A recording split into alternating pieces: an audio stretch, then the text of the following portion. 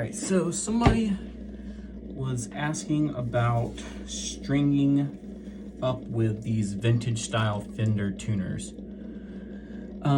So generally, I think they're one of the best tuners there is. Really, they're the only ones that I never even think about changing out for locking tuners. But you do need to kind of know a couple of little tricks about them. So unplug the baby monitor real quick.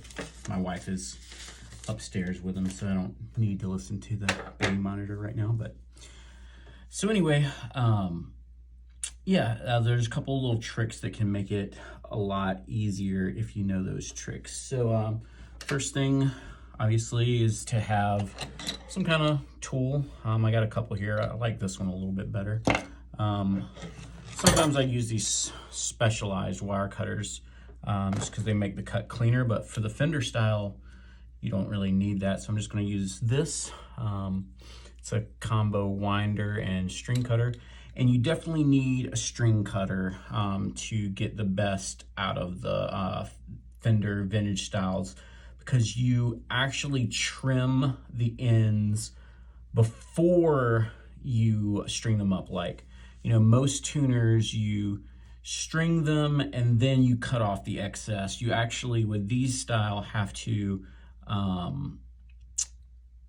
cut them to the right length first.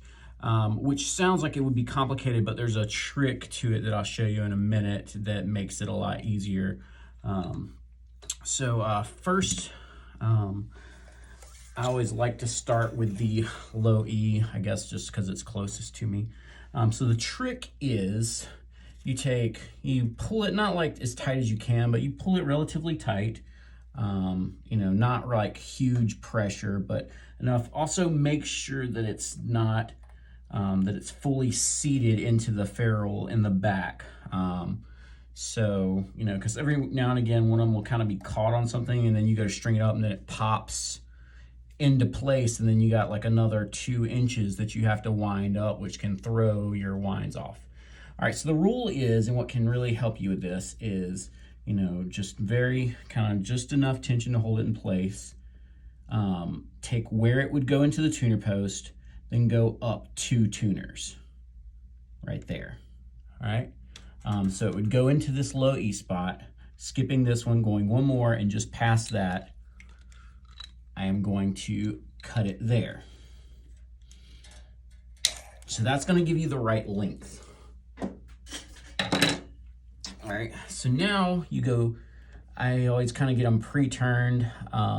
I start with them, the slot pointing straight up and down in parallel with the neck. All right, go straight down into this hole. All right, get it all the way, make sure it's seated all the way down in there. And then this is kind of the key to getting a good lock with these. Press it down firmly, get a good bend there, then come around, right? And then you're gonna hold some pressure right there. And you see how I'm kind of doing this? I'm holding the string up here with my middle finger and then down by the tuner. All right, let me try to get some more light.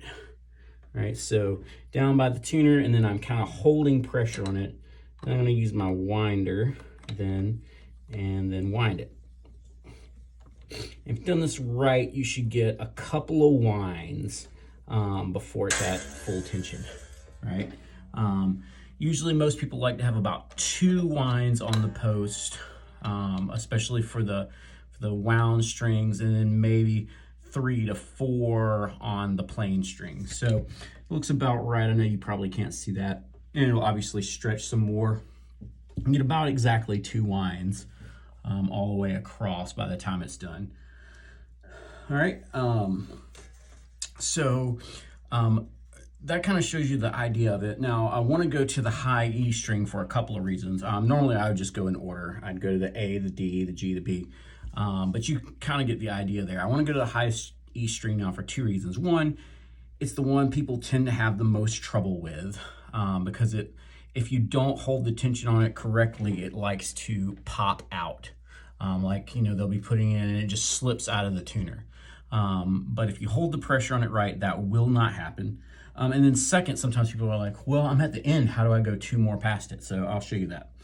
All right, so same thing, stretch it out, grab it where it would enter that tuner post, right? So you see I'm grabbing it right there by the tuner, right? Grabbing it right there. And then you bring it down, right? Bring it down to the G string tuning post. And then you can measure. So you've held it where it would stretch there, right? And you bring it back and then grab it there. Then you can let go there and then you cut there.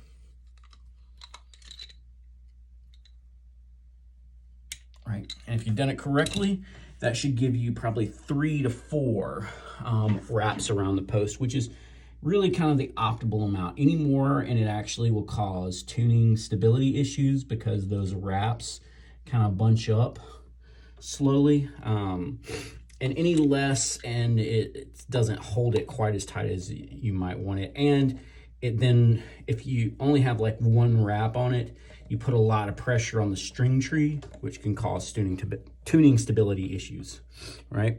All right, so same thing here, and this is what keeps it from popping out.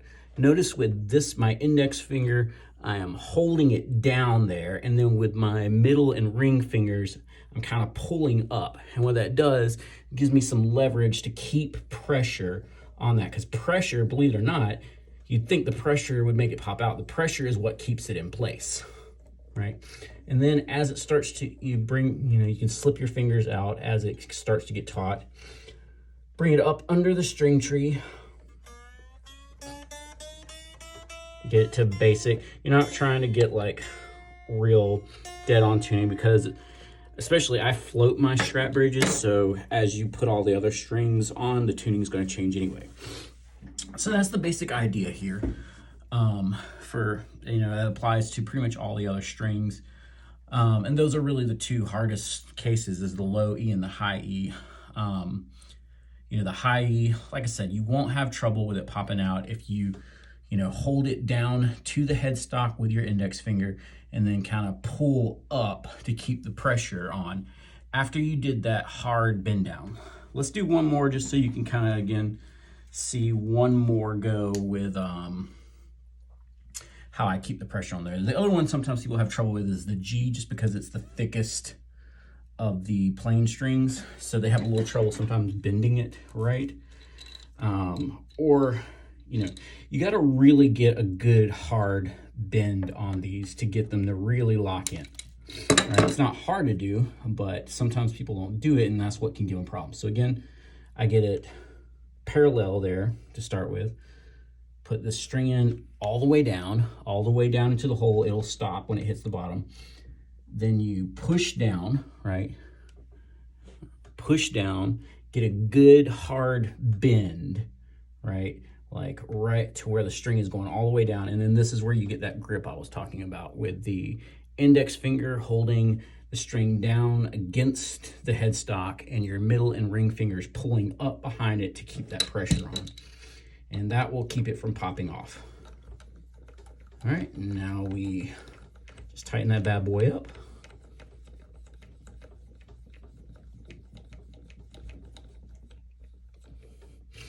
Get it to lock into the nut. Get it just enough pressure to kind of hold everything in place. Make sure, one thing, always make sure that it's kind of seating correctly on your saddles. Sometimes if you're not paying attention, it can kind of slip between the saddles. Like this one, it's between, but it's just kind of off center, and I don't want to make another groove in my saddle, because the thing with these vintage style Fender saddles is they slowly wear a groove in them, which is actually a good thing because it kind of keeps your string from slipping around. Anyway, that's pretty much it. Like I said, all the other strings kind of work the same. So if you have any questions, feel free to respond. I'm just going to make this a separate post and tag the guy who asked me to do it. So anyway, thanks a lot.